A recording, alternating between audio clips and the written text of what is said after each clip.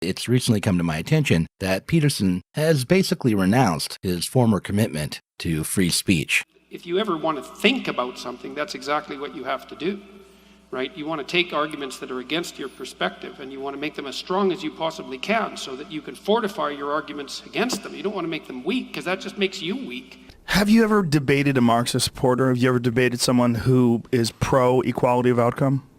No, they don't debate me. No, I haven't, because people don't do it. They don't ask me to do it. There's this professor, I think his name is Wolf. He put a challenge up on YouTube to me a couple of weeks ago to debate him. It's like, well, how about no? I don't buy any of it, and I don't understand for the life of me why it's any more permissible in polite society to proclaim proudly that you're a Marxist after the absolute catastrophe of the 20th century than it is to claim that you're a National Socialist.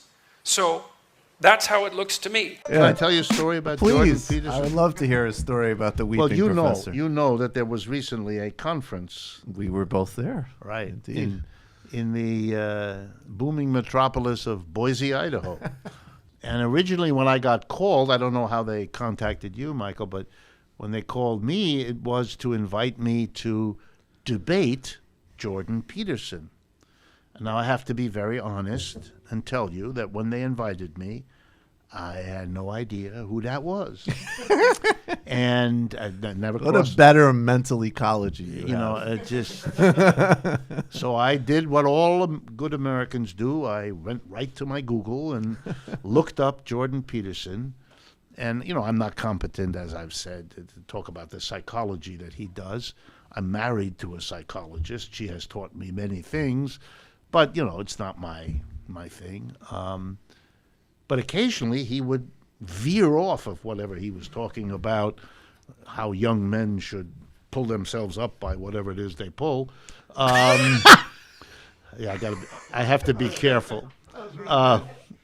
Anyway, when he does that, he veers off and talks about Marxism suddenly. Right. It kind of erupts into his discourse. And then he has a simple equation, Marxism, Stalin. Right. Marxism equals Stalin. Stalin is awful. Therefore, it's a mystery to him, he says this, why anybody who isn't perverted would be interested in Marxism, since it equals Stalin, which equals murder, or something like that. And, you know, I'm dumbfounded. I mean, I know this was hot stuff in the 50s and 60s at the height of the Cold War. This sort of reasoning passed in a society that was so hysterically frightened about something that it worked at that level of sophistication.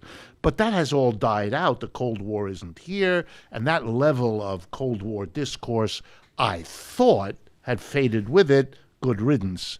But not with Jordan Peterson.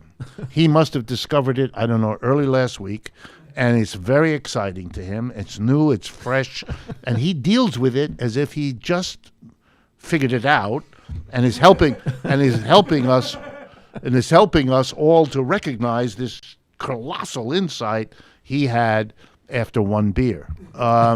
So One cider. So I said, okay, this is going to be kind of easy. This is sort of childish stuff, and I will say that because it is. What are you going to say? and then, so I agreed to do the debate. I did eventually go out there when we met there. You gave a great talk. You spoke about Jordan Peterson yes, for about I did. 5 minutes. Yes. And then you went because on to several more important weeks, things. several Yes. weeks after I accepted, which was I think during the summertime or something like that, I got called back by them, and they told me that the debate was off because Mr. Peterson had, I believe, if I understood the story correctly, increased his fee and quite considerably. And so the university couldn't do that. It's a state university, so they can't do that. And so the debate was off. And clearly the young people who called me were, let me be polite, agitated by this course of events, and so invited me to come out by my lonesome and give a talk in place of the debate that was now off.